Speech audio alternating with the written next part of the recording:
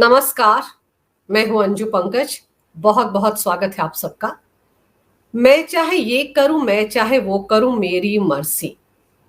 लगता है दिल्ली में आम आदमी पार्टी के सभी नेता इसी सिद्धांत पर काम करते हैं।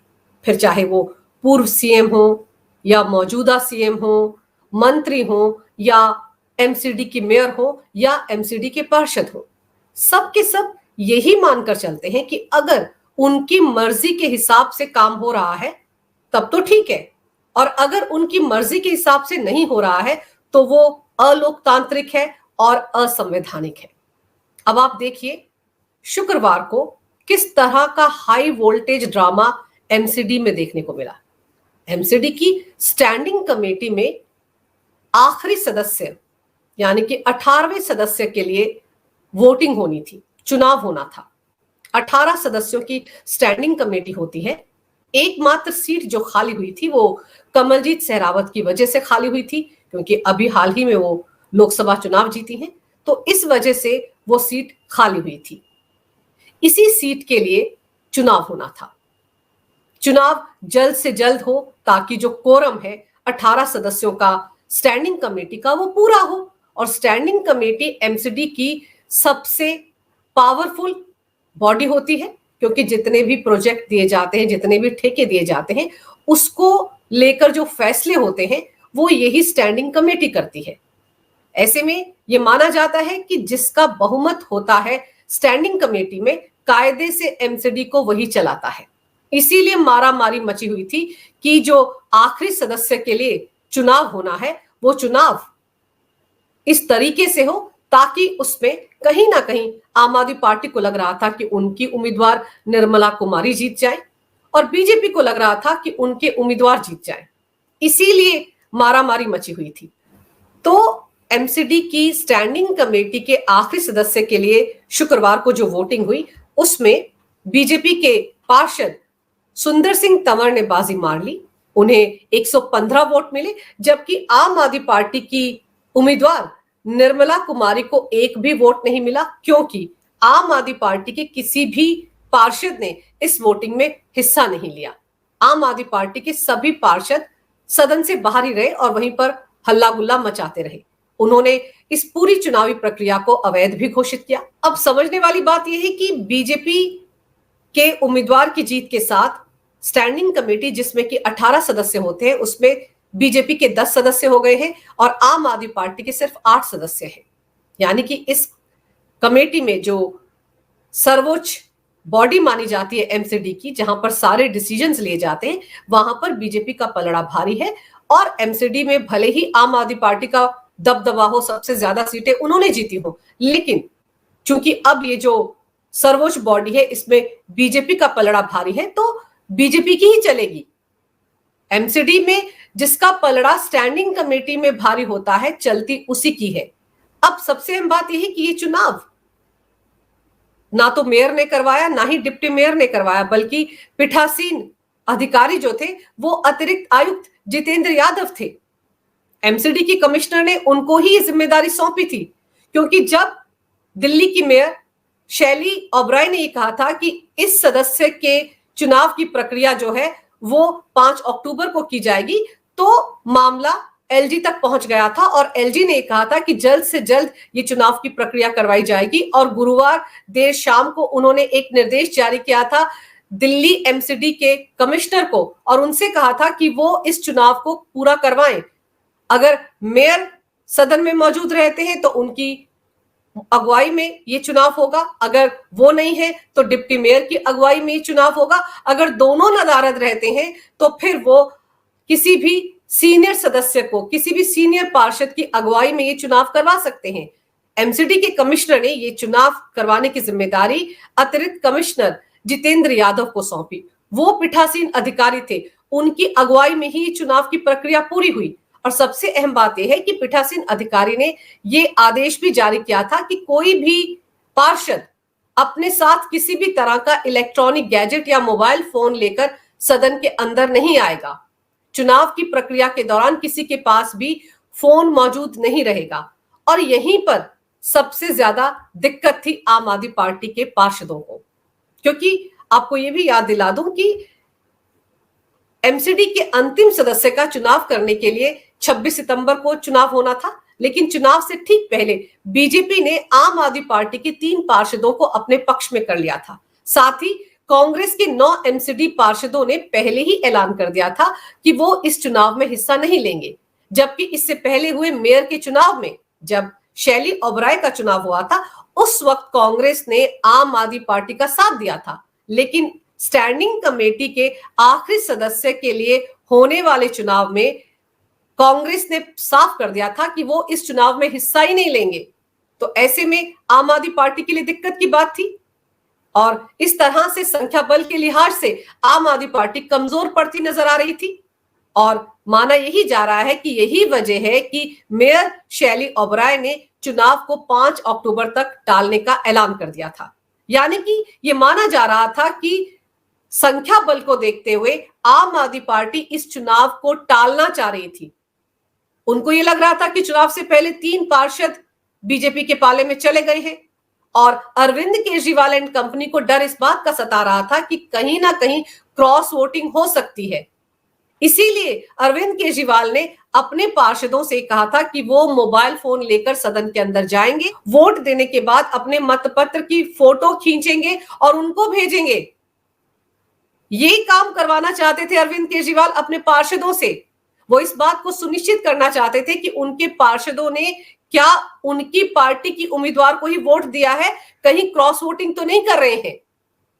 इसलिए अरविंद केजरीवाल पार्षदों से कह रहे थे कि वो अपने फोन अंदर लेकर जाए, लेकिन पीठासीन अधिकारी जो थे अतिरिक्त कमिश्नर जितेंद्र यादव, उन्होंने साफ कह दिया था कि कोई भी पार्षद सदन के अंदर वोट देने के लिए जब आएगा तो अपने साथ मोबाइल फोन लेकर नहीं आ सकता और यहीं पर आम आदमी पार्टी फंस गई।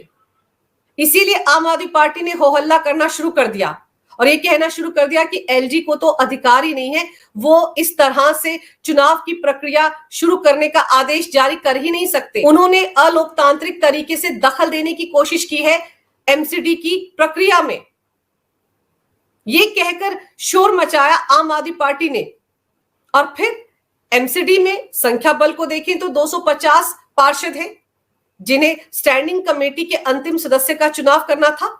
इनमें एक पार्षद का इस्तीफा देने की वजह से एमसीडी सदस्यों की संख्या 249 थी। कांग्रेस के 9 पार्षदों ने वोट डालने का फैसला नहीं किया था, वोटिंग से दूर रहने का ऐलान कर दिया था। ऐसे में पार्षदों की संख्या 240 हो गई थी, यानी 18वें सदस्य का चुनाव जीतने के लिए 121 वोट निर्णायक हो गए थे और एमसीडी में आम आदमी पार्टी के पास 125 पार्षद हैं और बीजेपी के पास 115 पार्षद हैं। गुरुवार को इस बात की आशंका थी कि आम आदमी पार्टी के कुछ पार्षद चुनाव के दौरान बीजेपी के पक्ष में क्रॉस वोटिंग कर सकते हैं।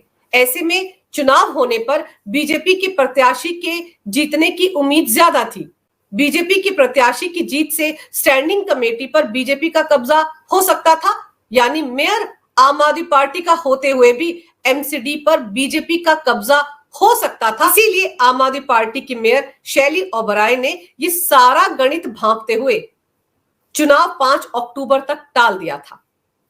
कमिश्नर को बाकायदा चिट्ठी लिखी थी कि चुनाव जो है वो 5 अक्टूबर को होगा, लेकिन एलजी के दखल के बाद कमिश्नर को आदेश जब आया तो ये चुनावी प्रक्रिया शुक्रवार को पूरी हो गई। और फिर जब ये सब कुछ हो गया और सुंदर सिंह तंवर जो है वो बीजेपी की तरफ से 18वें सदस्य बन गए स्टैंडिंग कमेटी के, तो हाय तौबा मच गई आम आदमी पार्टी में। अरविंद केजरीवाल ने ये चुनाव की प्रक्रिया होने के बाद क्या कहा, उन्होंने कहा कि बीजेपी की नीयत में खोट नजर आ रहा है। एमसीडी की बैठक बुलाने का अधिकार केवल और केवल मेयर को है। एलजी साहब और कमिश्नर भी बैठक नहीं बुला सकते। बैठक की अध्यक्षता भी मेयर कर सकते हैं। कल को लोकसभा की अध्यक्षता भी ये लोग गृह सचिव से करवा देंगे। इसके साथ ही सदन की बैठक बुलाने के दौरान 72 घंटे का समय देना होता है, लेकिन इन्होंने नहीं दिया। इनकी नीयत में खोट नजर आ रहा है। ये कुछ ना कुछ गड़बड़ करने की साजिश रच रहे हैं। इस तरह की टीका टिप्पणी अरविंद केजरीवाल ने की। कमोबेश मनीष सिसोदिया भी यही कह रहे थे, शैली ओबराय भी इसी तरह का रोना गाना कर रही थी। लेकिन सवाल ये उठता है कि जो चुनाव की प्रक्रिया 5 अक्टूबर को होनी है, वही चुनाव की प्रक्रिया अगर 27 सितंबर को हो गई तो इतनी हाय तौबा मचाने की जरूरत क्या है? नतीजे तो सबके सामने हैं। अगर बीजेपी के खेमे में आम आदमी पार्टी के 3 पार्षद पहले से ही चले गए हैं तो डर किस बात का था? डर इस बात का था कि 9 पार्षद जो कांग्रेस पार्टी के वो एब्सटेन कर रहे हैं, वो वोटिंग में हिस्सा नहीं लेंगे, तो पलड़ा जो था वो आम आदमी पार्टी का हल्का पड़ गया था। आम आदमी पार्टी को लग रहा था कि उनके पास तो आंकड़ों के हिसाब से कम पार्षद हैं और बीजेपी का पलड़ा भारी नजर आ रहा था। तो क्या इस डर के मारे इतना रायता फैलाया आम आदमी पार्टी ने? और एलजी दखल दे सकते हैं, एलजी के पास ये अधिकार पहले से ही है। शीला दीक्षित के सरकार के वक्त में भी ये अधिकार एलजी के पास था, लेकिन उस वक्त शीला दीक्षित सरकार और केंद्र के बीच में या एलजी के बीच में इस तरह का टकराव देखने को नहीं मिलता था। जब से दिल्ली में आम आदमी पार्टी की सरकार बनी है तब से हर दूसरे मामले पर, या यूं कहा जाए कि हर एक मामले पर एलजी के साथ उनका 36 का आंकड़ा बन ही जाता है। हर मुद्दे पर कोई ना कोई अड़चन खड़ी हो ही जाती है और आम आदमी पार्टी किसी भी काम को सहजता के साथ, सरलता के साथ होने ही नहीं देती है। अगर स्टैंडिंग कमेटी के 18वें सदस्य के लिए मतदान की प्रक्रिया 26 सितंबर को हो जाती या 27 सितंबर को हो जाती, एलजी के निर्देश के मुताबिक हो जाती, तो दिक्कत क्या थी? एलजी ने तो एमसीडी कमिश्नर को भी कहा था कि महापौर यानी कि मेयर की अगुवाई में अगर ये चुनाव हो जाए तो भी ठीक है, अगर वो मौजूद नहीं है तो जो डिप्टी मेयर है उनकी मौजूदगी में हो जाए, और अगर वो भी नहीं है तो फिर किसी भी सीनियर पार्षद के अगुवाई में ही चुनाव करवाया जाए। तो अगर शैली ओबराय सदन में पहुंच जाती तो उनकी अगुवाई में ही चुनाव होता। तो असली कहानी तो ये है कि अरविंद केजरीवाल को डर सता रहा था कि उनकी पार्टी के पार्षद कहीं क्रॉस वोटिंग ना कर दें, बीजेपी के उम्मीदवार को वोट ना डाल दें। इस डर के मारे ये पूरा रायता फैलाया गया और अब बीजेपी के उम्मीदवार जीत गए हैं। 18 सदस्यों की स्टैंडिंग कमेटी में बीजेपी के 10 सदस्य हो गए हैं और आम आदमी पार्टी के 8 सदस्य हैं।